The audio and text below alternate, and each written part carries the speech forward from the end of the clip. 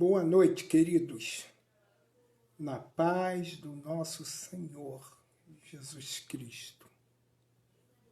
É um prazer retornar para estarmos meditando, estudando a palavra de Deus. Vamos orar. Pai bendito, santo eterno Deus, capacita-me para que eu possa transmitir a Tua palavra, que é viva e eficaz. E toma o coração do público que está nos ouvindo nesta noite. É o que nós te pedimos desde agora e para todo sempre. Amém, amém, amém. Amados, vamos começar lendo a passagem na Epístola de Pedro, na primeira carta de Pedro, no segundo capítulo, a partir do verso 9, ele vai dizer assim: vós, porém, sois raça eleita, sacerdócio real, nação santa, povo de propriedade exclusiva de Deus, a fim de proclamardes as virtudes daquele que vos chamou das trevas para a sua maravilhosa luz. Verso 10. Vós sim, que antes não éreis povo, mas agora sois povo de Deus, que não tinhas alcançado misericórdia, mas agora alcançaste misericórdia. Verso 11. Amados, exorto-vos, como peregrinos e forrasteiro que sois, a vos absterdes das paixões carnais, que fazem guerra contra a alma, mantendo exemplar o vosso procedimento no meio dos gentios, para que, naquilo que falam contra vós, outros como de malfeitores, observando-vos em vossas boas obras, glorifiquem a Deus no dia da visitação. Olha que coisa tremenda! A palavra de Deus diz que, após apresentar nossa identidade, Pedro, ele escreve no verso 9, raça eleita, sacerdócio real, nação santa, povo de propriedade exclusiva de Deus. O apóstolo Pedro declara nossa responsabilidade, a maneira como devemos viver diante de tão grande privilégio. O apóstolo começa dizendo que somos peregrinos e forrasteiros. Isso significa que não pertencemos a este mundo. Nossa verdadeira pátria não está aqui. Ou seja, o cristão deve viver de tal forma que suas atitudes sejam diferentes das ações de sua cultura.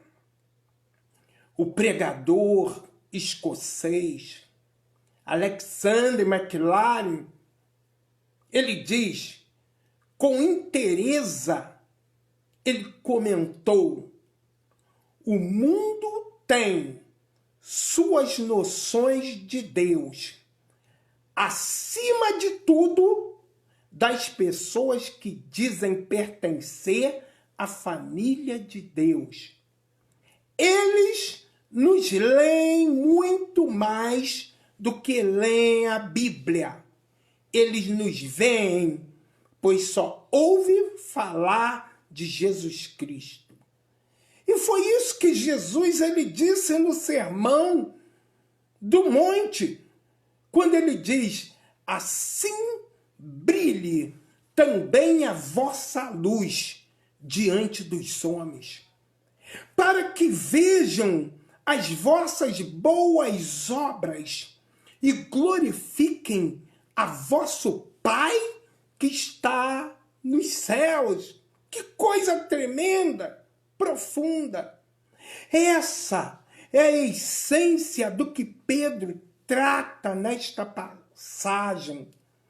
Os destinatários do apóstolo Pedro precisavam de motivação e orientação para perseverar no evangelismo, mesmo em meio às mais intensas provações.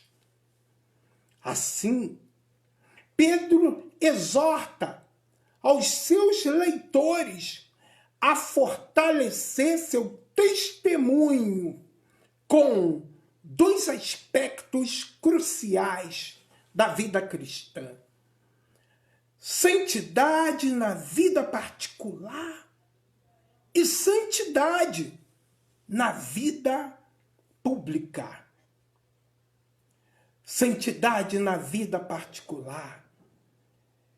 Ele escreve no capítulo 2, lido por nós, no verso 11, ele diz assim: amados, exorto-vos, como peregrinos e forasteiros que sois, a vos absterdes das paixões carnais que fazem guerra contra a alma.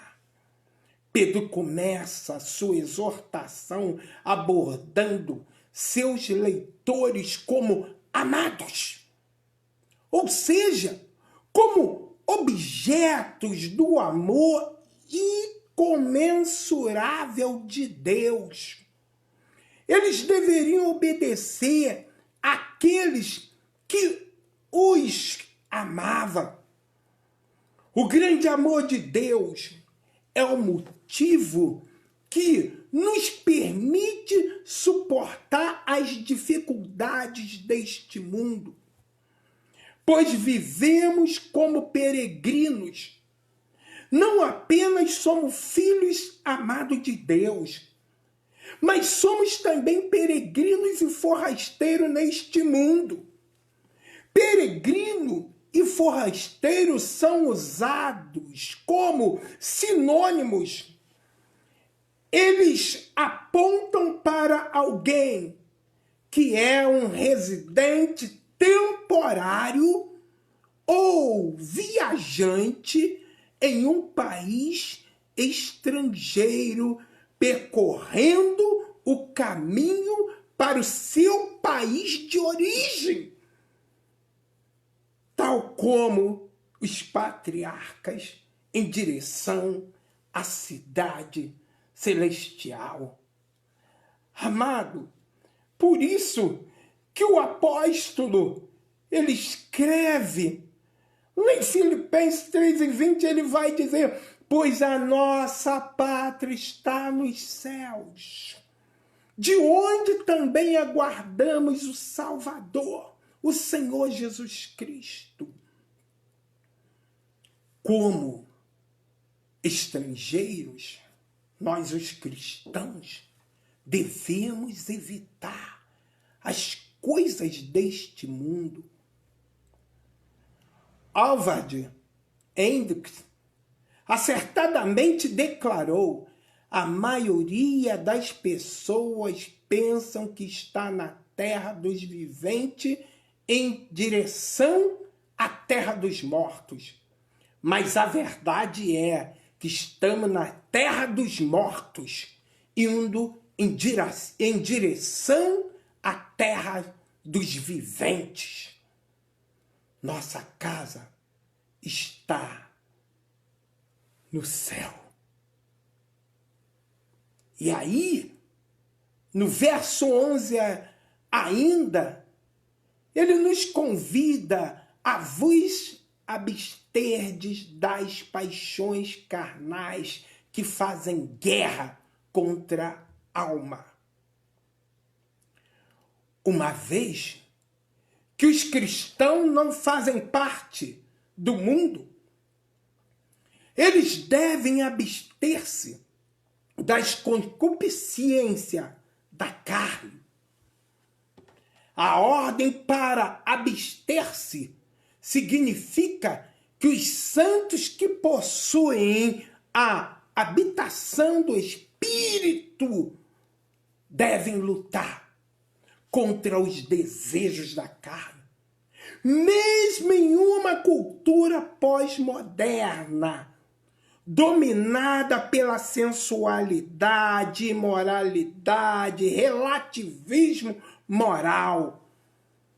Essa luta contra os desejos carnais é vitalícia. Ao ceder, o crente é levado à destruição. Não se engane. Andar com Deus há anos não elimina a necessidade de fazer guerra contra o pecado. É significativo que muitos dos gigantes de Deus que caíram em pecado tropeçaram depois de anos de caminhada. O exemplo foi Noé, que ficou bêbado e foi exposto indecentemente depois do dilúvio. Outro personagem, Davi, o homem segundo o coração de Deus. Provavelmente estava com 50 anos quando cometeu o pecado de adultério com Betseba.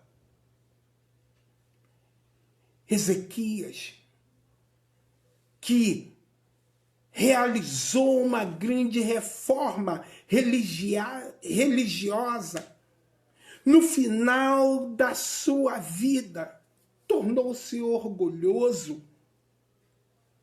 A verdade é que enquanto estivermos neste corpo, temos que permanecer vigilantes e lutar contra as paixões da carne. Nossa velha natureza não é erradicada na conversão e não se tornará mais fraca enquanto envelhecemos. A guerra vai durar a vida inteira. Entretanto, através de fé salvadora em Jesus Cristo e através do poder do Espírito que habita em nós e a palavra de Deus, podemos abster-se dessas paixões. Note que a vitória sobre as paixões carnais não é o enfrentamento, mas a abstinência. E aí nós falamos também a santidade da vida pública. Ele escreve no verso 2, mantendo exemplar o vosso procedimento no meio dos gentios, para que, naquilo que falam contra outros, como de malfeitores, observando-vos em vossas boas obras, glorifiquem a Deus no dia da visitação. O apóstolo Pedro teve cuidado também de salientar que os cristãos na sociedade são representantes de Jesus Cristo. Isto é, o crente tem a responsabilidade de proclamar as virtudes de Deus, mantendo exemplar o vosso procedimento no meio dos gentios. A palavra exemplar significa bom ou atraente. O mundo deve olhar para a vida dos cristãos e admitir, mesmo que não aceitem a Cristo ou a Bíblia, que somos boas pessoas. Um certo escritor chamado Simão, ele diz que os cristãos estão vivendo numa vitrine, estão à mostra. Sua conduta, obra e palavras são constantemente avaliadas pelos não cristãos que querem constatar se os cristãos vivem aquilo que professam.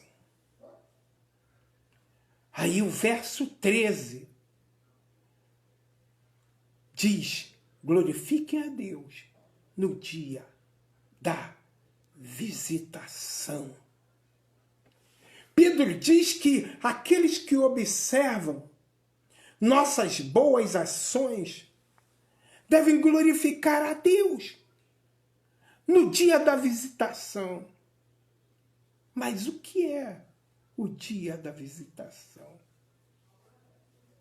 Dia da visitação é um conceito do Antigo Testamento. Refere-se às ocasiões em que Deus visitava a humanidade para a bênção ou condenação. Para o crente, o ponto é que, como peregrino, devemos pensar constantemente no dia da visitação, para que possamos ouvir: vinde bendito, vinde bem-vindo, bem feito, servo bom e fiel.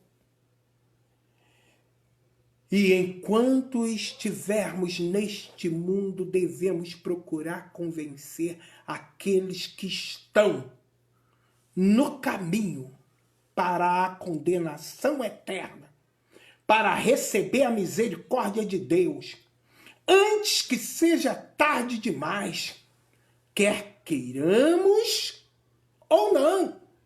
Estamos sendo observados. O mundo está assistindo. Se eles não nos veem refletindo o amor inabalável, não vão pensar muito na salvação ou em nosso Salvador. Antes de encerrar este estudo, gostaria de perguntar: as pessoas podem ver Deus em sua vida?